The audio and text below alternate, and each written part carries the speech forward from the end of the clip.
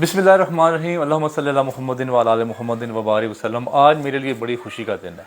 मैं 2011 में पहली दफ़ा यूके गया था जब मेरी सिर्फ तनख्वाह 20,000 रुपये थी। उस वक्त मैं सुपीरियर यूनिवर्सिटी में जॉब किया करता था और चौधरी अब्दुर्रहमान साहब की मेहरबानी की वजह से मेरे यूके का वीज़ा लग गया और आज ये मेरा वीज़ा 10 साल का लग गया है मियाँ इमरान रियाज साहब की वजह से।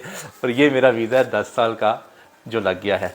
अच्छा, मैंने ना इमरान साहब बड़ी तगोदो किए वीज़ा लगवाने में और बड़ी लाइनों में लगे और यकीन करें पहले मेरा वीज़ा लगा था 6 माह का, फिर बाद में 2 साल का, फिर 5 साल का, 10 साल का अब ये लगा आपने जो लगवा के दिया।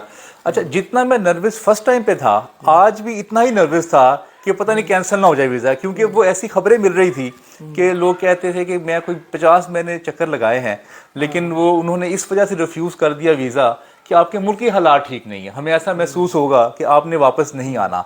और दूसरी बात ये कि हमेशा से एक फियर का जो एलिमेंट है वो रहा है।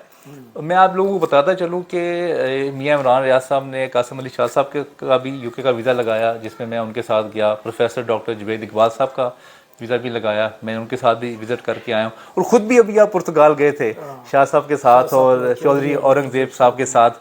अच्छा, अब मैंने इनसे ये कहा कि ये मेरी जो है ना ये टेंशन जो है वो ख़त्म करें कि हम कैसे दुनिया में जो है वो फ्री ट्रैवल कर सकते हैं। तो इन्होंने मुझे बड़ा अच्छा मशवरा दिया जिसको मैंने अमल किया।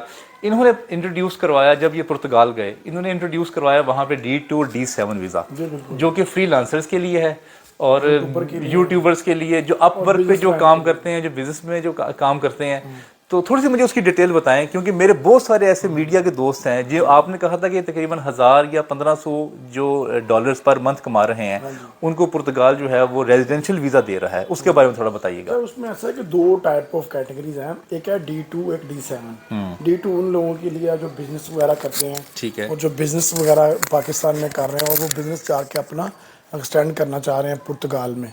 दूसरा वीज़ा है D7 जो यूट्यूबर और फ्रीलांसर्स के लिए हैं, जो लोग यहाँ पे फ्रीलांस में काम करते हैं, जैसे ग्राफिक डिज़ाइनर्स हैं और बेशुमार सॉफ्टवेयर इंजीनियर्स हैं, वो ट्रेडिंग करते हैं। बेसिकली उनको इनकम आ रही है, बाहर से पैसिव इनकम आ रही है, तो उनके लिए बेसिकली D7 है। और जितने भी यूट्यूबर्स हैं जो ऑलरेडी इस पे अर्निंग कर रहे हैं और डॉलर्स आ रहे हैं उनके अकाउंट में, और वो ये साबित कर सकते हैं कि उनके अकाउंट में यानी कि पेमेंट आ रही है, तो उनके लिए ये वीज़ा D7 है। बड़ा ज़बरदस्त वीज़ा है। इसके ऊपर जाके आपको बेसिकली कोई किसी किस्म का बिज़नेस नहीं करना पड़ता।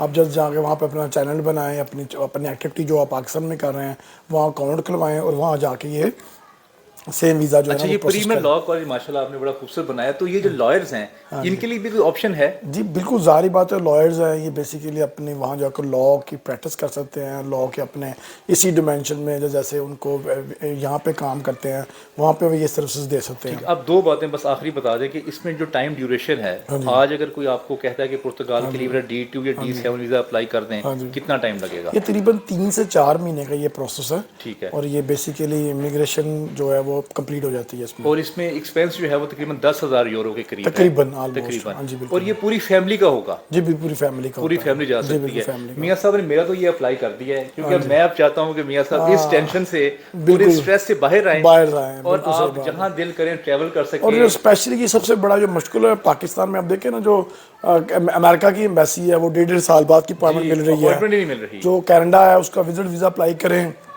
तो उसका प्रोसेस टाइम तकरीबन 8-10 माह का है जी। तो आप मुझे बताएं कि बंदे ने इमरजेंसी जाना है, किसी मुल्क का वीज़ा चाहिए, तो आपके पास कोई ऑप्शन ही नहीं है, तो आपके पास किसी कंट्री का रेजिडेंट वीज़ा होगा तो आपके लिए वहाँ से वीज़ा लेके जाना आसान हो जाएगा। तो ये बड़ी बहुत थैंक यू वेरी कर सकते हैं और अपनी ज़िंदगी बनाएं और डिसीजन जल्दी लें, क्योंकि ये फर्स्ट मूवर एडवांटेज जो लोग होंगे उनको वीज़ा जल्दी मिल जाएगा।